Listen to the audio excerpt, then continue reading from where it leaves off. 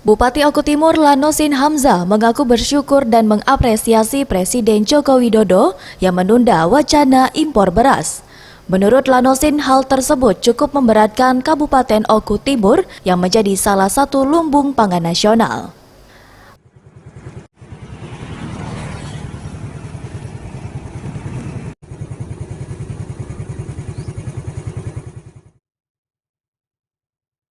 Menurut Lanosin, selain melukai perasaan petani, kebijakan impor beras juga melukai daerah penghasil beras seperti Oku Timur di tengah menjalankan cita-cita kedaulatan pangan selama ini.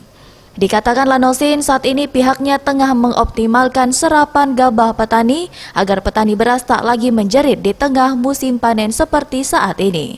Meski sempat turun sebelumnya, namun saat ini harga mulai stabil.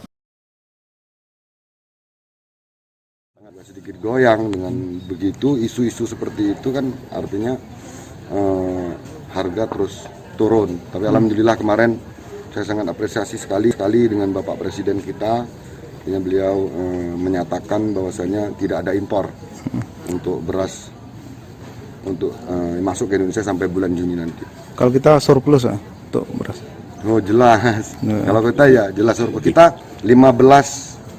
nomor 15 urutannya penghasil pangan di seluruh Indonesia. Selain itu, untuk meningkatkan kualitas produksi pertanian di Oku Timur, pemerintah Kabupaten Oku Timur juga memaksimalkan penyuluhan pertanian agar para petani semakin cerdas dan produktif.